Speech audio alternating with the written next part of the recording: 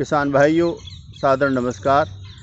खेती और प्रकृति के चैनल के माध्यम से एक बार फिर मैं आपके सामने हाजिर हूँ।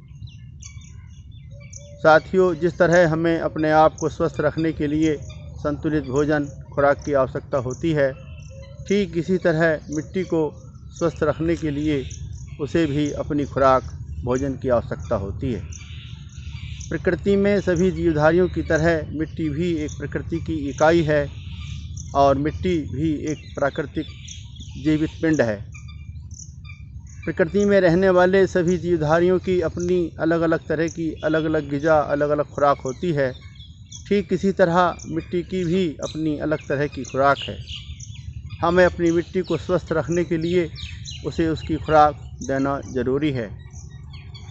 साथियों, हमें सोचना चाहिए कि हम अपनी मिट्टी से जितनी उपज ले रहे हैं उसे खुराक के रूप में, उसके बदले में हम उसे क्या दे रहे हैं।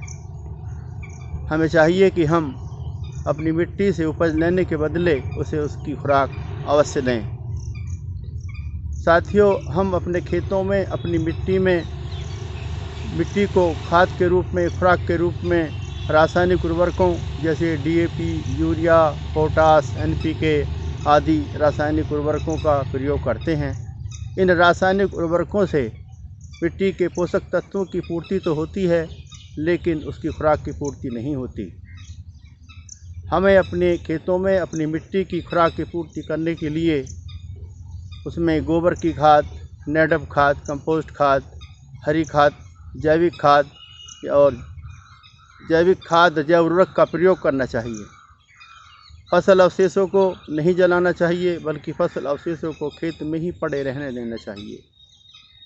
साथियों, हमें मालूम होना चाहिए कि धरती पर हर तरह की गंदगी जो प्लास्टिक और पॉलीथीन से मुक्त हो, साथ ही उसमें किसी तरह का रसायन ना मिला हो, वह भी हमारी मिट्टी की खुराक है। रासायनिक उर्वरक देने से हमारी मिट्टी की खुराक नहीं बढ़ती, बल्कि जैविक खाद देने से हमारी मिट्टी की खुराक बढ़ती है, मिट्टी में जीवांश कार्बन की मात्रा बढ़ती है। रासायनिक उर्वरक देने से पोषक तत्वों की मात्रा तो बढ़ती है, लेकिन जीवांश कार्बन की मात्रा नहीं बढ़ती है। इसलिए हमें चाहिए कि हम अपनी मिट्टी में जीवांश कार्बन की मात्रा बढ़ाने के लिए उसमें जैविक खादों का प्रयोग करते रहें। यदि हमारी मिट्टी में जीवांश कार्बन की मात्रा रहेगी, बढ़ती रहेगी, तो हमारी मिट्टी स्वस्थ रहेगी। इसलिए हमें चाहिए कि हम अपनी मिट्टी को स्वस्थ रखने के लिए उसे उसकी खुराक देते रहें। धन्यवाद।